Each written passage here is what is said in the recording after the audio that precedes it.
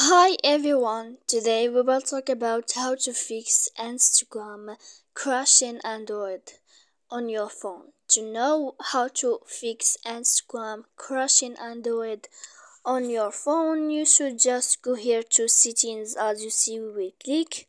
After that, in this page you will go to apps here and you will click here, and when you find this list you will go down to application of Instagram here like this. And after that, in this page you will go to force stop.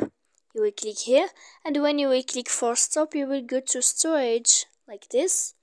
And here in this page you should to go to click clear cache, and after that you will click clear data, and then you can turn off your Wi-Fi like this. So please don't forget to support us by like and subscribe. See you next time.